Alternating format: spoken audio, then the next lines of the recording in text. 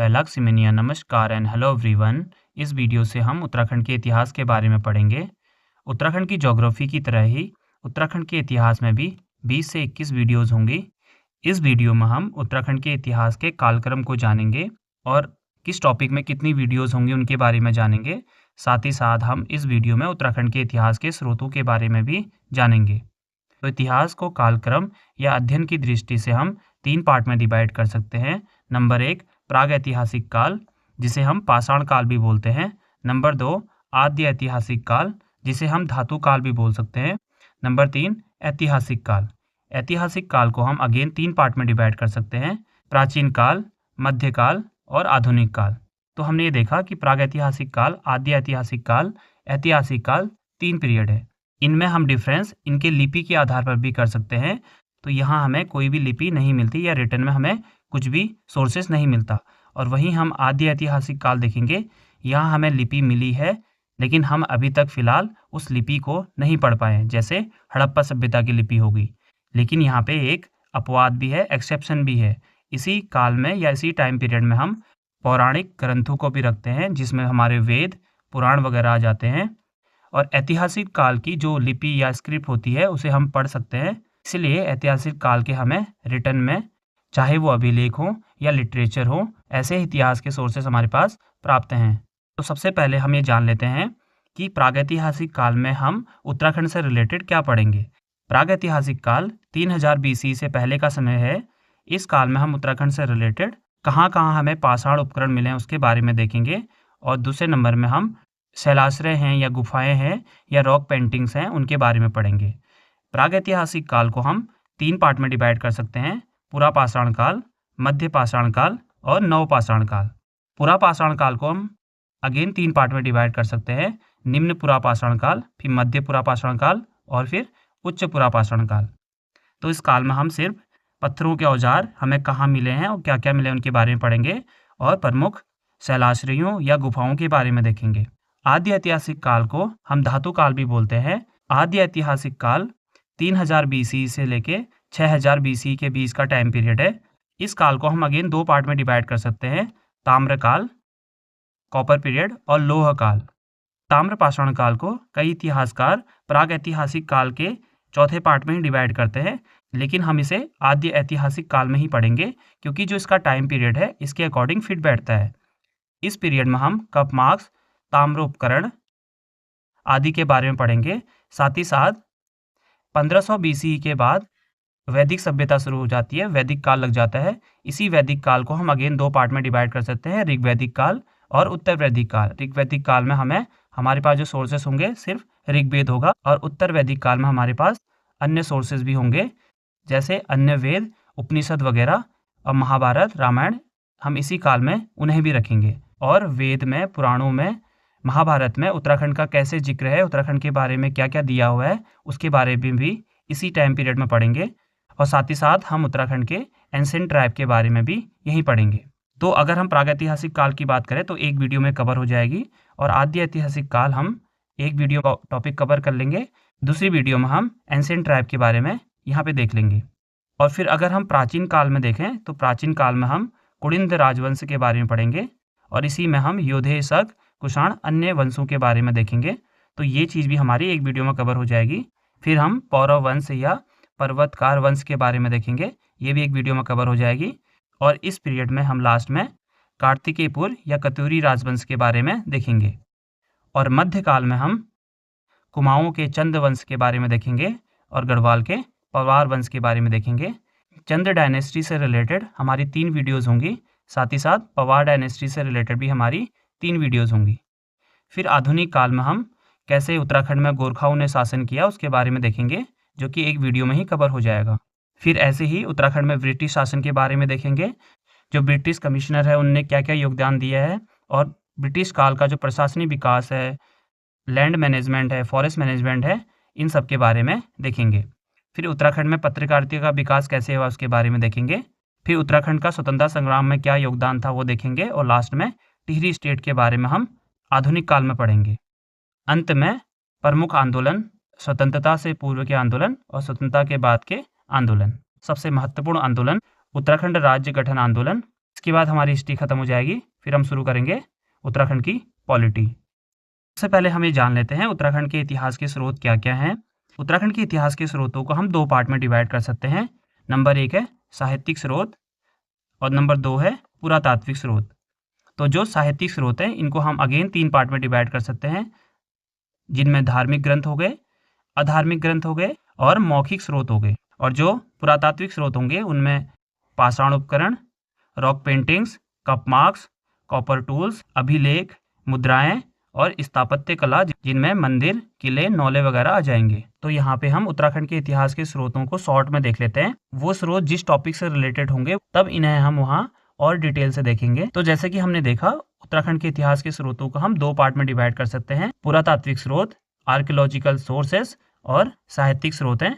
तो सबसे पहले हम पुरातात्विक स्रोत के बारे में देख लेते हैं। तो पुरातात्विक स्रोत में प्राक ऐतिहासिक काल के स्रोतों के बारे में देखते हैं। इस काल में हमें सिर्फ पाषाण उपकरण और शैल चित्र मिले हैं। तो जो पाषाण उपकरण हमें मिले हैं वो यमुना घाटी कालसी से, अलकनंदा घाटी, रामगंगा घाटी अल्मोड़ा, नैनीताल खुटानी नाला, हरिद्वार गंगा द्वार से पत्थर के उपकरण मिले हैं। इन उपकरणों में प्लेग वर्ग के अंतर्गत हथ कुठार, चॉपर, छुर जिसे छोटी कुल्हाड़ी बोल सकते हैं, स्क्रैपर्स, छिद्रक, चीरक, छेनी, अनि आदि प्रकार के हमें उपकरण मिले हैं।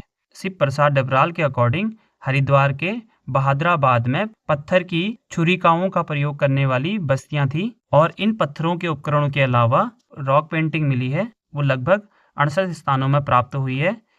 इनमें से जो प्रमुख स्थान है इसमें है लखू उडियार, फड़का नौली, पेटशाल, फलसीमा, कषाड़ देवी, लेथाप, हटवाल घोड़ा, जो कि ये सारी जगह अल्मोड़ा में है। ऐसे ही गुरखा उडियार, किमनी चमोली में है, हुंडली, ख्यूढुंगा उत्तरकाशी में है। इन सब के बारे में हम अगली वीडियो में विस्तार से देखेंगे। पुरातात्विक स्रोतों में जो आद्य ऐतिहासिक स्रोत हैं, आद्य ऐतिहासिक काल के जो स्रोत हैं उनमें पुरातात्विक स्रोत और पौराणिक स्रोत हैं। लेकिन हम पुरातात्विक स्रोत देख रहे हैं तो आद्य ऐतिहासिक काल के जो भी पुरातात्विक स्रोत हैं उनके बारे में देखते हैं।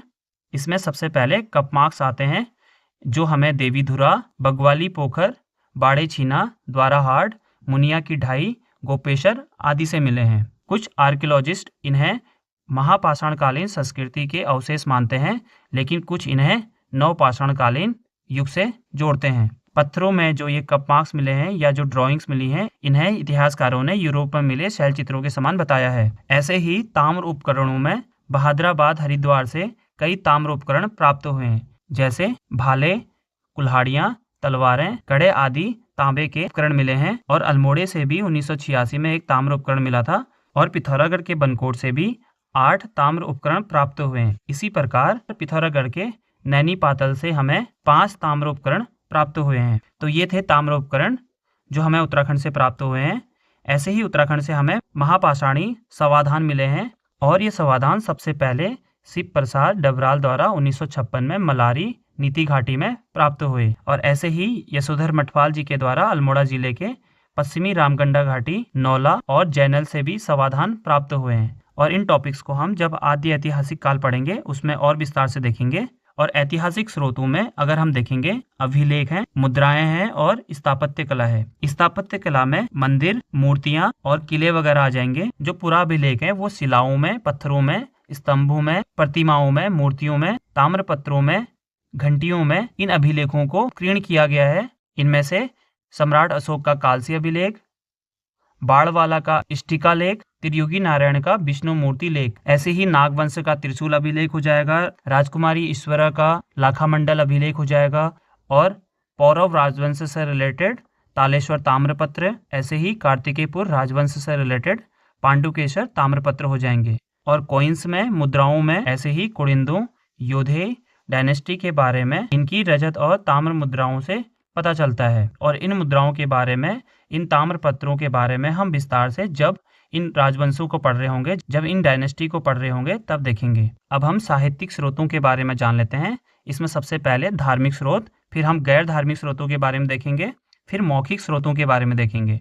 सबसे पहले धार्मिक स्रोतों में ऋग्वेद में उत्तराखंड को देवभूमि या उशीनगर कहा गया है। ऐसे ही ऐत्रेय ब्राह्मण में उत्तराखंड को उत्तर कुरु बोला गया है। और महाभारत के वन पर्व में उत्तराखंड में किरात, कुलिंद आदि जातियों का उल्लेख मिलता है। महाभारत में उत्तराखंड को तपोभूमि, स्वर्गभूमि, बद्रिका आश्रम या उत्तर कुरु बोला गया है।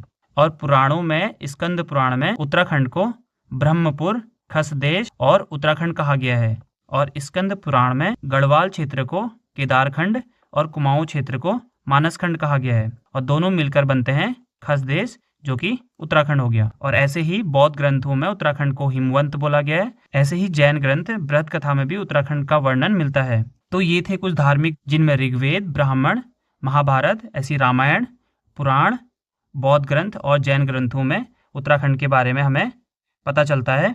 अब हम गैर धार्मिक स्रोतों के बारे में जान लेते हैं। इसमें सबसे पहले पाणिनि की अष्टाध्याय, कालिदास का रघुवंश, मेघदूतम और कुमार संभव, ऐसी कल्हण की राजतरंगिणी, बाणभट्ट की हर्षचरित्र, राजशेखर की काव्य मीमांसा में उत्तराखंड का उल्लेख मिलता है। ऐसी जो मुस्लिम ग्रंथ हैं जिसमें जहांगीरनामा, शाहजहांनामा, तारीख-ए-बदायूनी, मासिर उल उमरा में भी उत्तराखंड का उल्लेख मिलता है। ऐसी चंद शासकों के इतिहास का वर्णन हमें कल्याण चंदोदय और स्मृति कौस्तुभ में मिलता है। ऐसे ही पवार शासकों का वर्णन हमें मानोदय काव्य, रामायण प्रदीप में मिलता है। इसी प्रकार सुदर्शन शाह के द्वारा लिखी हुई संवरसार और इसी प्रकार मोलाराम द्वारा लिखित गणराज इतिहास और मणिका नाटक में भी हमें पवार शासन का उल्लेख मिलता है। इसी प्रकार कई विदेशी यात्रियों के यात्रा वृत्तांत में हमें उत्तराखंड के बारे में जानकारी मिलती है। जैसे ह्वेंसांग अपनी पुस्तक सुयुकी में शत्रुघ्न, गोपीशाण, ब्रह्मपुर, जो कि उत्तराखंड के ऐतिहासिक प्लेसेस हैं, इनका वर्णन किया है। ऐसी ही यूरोपीय यात्री अंतोनियो दे आंद्रोदे, जो कि एक पुर्तगाली पादरी था जो पवार शासक शामशाह के दरबार में आया था। इसी प्रकार मनुची, वर्नियर, फिंच, मूरक्राफ्ट आदि अपने यात्रा वृत्तांतों में उत्तराखंड के कई ऐतिहासिक तथ्यों को जोड़ते हैं। ऐसी ही आधुनिक इतिहास की जानकारी प्रमुख समाचार पत्रों, स्वतंत्रता सेनानियों के संस्मरणों, सरकारी गजटों और विभिन्न लेखों से प्राप्त होते हैं। फिर अंत में आता है मौखिक स्रोत, या इसे हम मौखिक परंपरा भी बोल सकते हैं। वैसे मौखिक परंपरा इतिहास जानने का स्रोत होता है, इतिहास का स्रोत नहीं होता। मौखिक स्रोत भी हमें इतिहास लिखने में, इतिहास के बारे में जानने में हेल्प करते हैं। उत्तराखंड इतिहास के मौखिक स्रोतों को हम 3 पार्ट में डिवाइड कर सकते हैं। पहले नंबर में आता है यहाँ के लोकगीत और दूसरे नंबर में आता है लोक गाथाएं या कथाएं। इन्हें भी हम 4 पार्ट में डिवाइड कर सकते हैं। जैसे नंबर 1 परंपरागत गाथाएं, जिसमें मालूशाही और रमोल हो गए। ऐसी पौराणिक गाथाएं जो कि इतिहास के लिए ज़्यादा इंपॉर्टेंट नहीं है। फिर धार्मिक गाथाएं जैसे जागर, जिससे हमें कई चंद राजाओं या कत्यूरी राजाओं के बारे में पता चलता है। ऐसी वीर गाथाएं जिन्हें उत्तराखंड में भड़ो या पवाड़े बोला जाता है। और भड़ो और पवाड़े कई राजाओं के और कई वीर योद्धाओं के उत्तराखंड में गाए जाते हैं। ऐसे ही लोक उक्तियाँ, मुहावरे, पहेलियाँ और कहावतों से भी हमें उत्तराखंड के इतिहास की जानकारी मिलती है। तो हमने शॉर्ट में जाना उत्तराखंड के इतिहास के स्रोत क्या क्या हैं। तो इस वीडियो में इतना ही है। मिलते हैं अगली वीडियो में, जिसमें हम पढ़ेंगे उत्तराखंड के प्रागैतिहासिक काल के बारे में।